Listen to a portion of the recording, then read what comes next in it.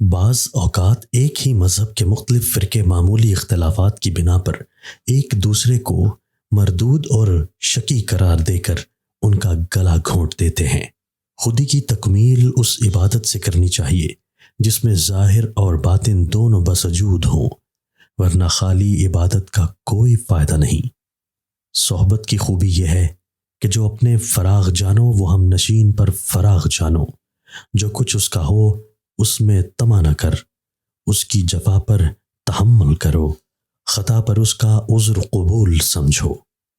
فاجر سے زیادہ میل جول نہ رکھو کہ تجھ پر فجور غالب آ جائے گا۔ مشورہ ایسے لوگوں سے رکھو جن کے دل نیک اور شیشے کی طرح پاک ہیں۔ خود مند وہ بندہ ہے جو اپنے ہر روز مرہ کام میں میانہ روی کو تھامے رکھے، بجز سخن سنجیدہ منہ سے کوئی کلمہ نہ نکالے اور نیک صحبت رکھے۔ جہاں تک ہو سکے اپنے سے اعلیٰ آدمیوں کو صحبت پسند کرو، یہی حقیقی اور سچا غرور ہے۔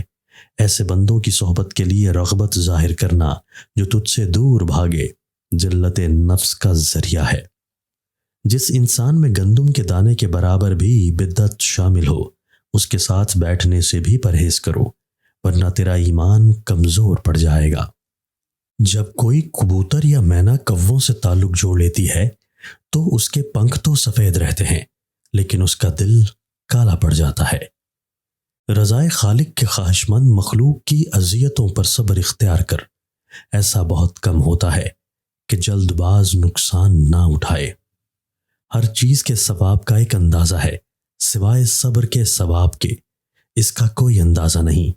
طمع کرنا، مفلسی، بے غرض ہونا، امیری اور بدلہ نہ چاہنا صبر ہے۔ نہار منہ ادرک والا قہوہ پی لیجئے، 80 سال تک معدہ میں تیزابیت نہیں ہوگی۔ وقت ہی ایک ایسی دولت ہے جو شاہ و گدا، امیر و غریب، طاقتور اور کمزور سب کو یکساں ملتی ہے۔ جو لوگ اس سرمائے کو معقول اور مناسب طریقے سے مناسب موقع پر کام ملاتے ہیں وہی راحت پاتے ہیں۔ کچھ لوگ کہتے ہیں کہ وقت گزر جاتا ہے، سب غلط کہتے ہیں۔ وقت ٹھہرا رہتا ہے، ہم گزر جاتے ہیں۔ زندگی ایک ایسا قیمتی ہیرا ہے جسے تراشنا صرف انسان کا ہی کام ہے۔ جتنا زیادہ باریکی اور خوبصورتی سے تراشے گا وہ اصل دولت پائے گا۔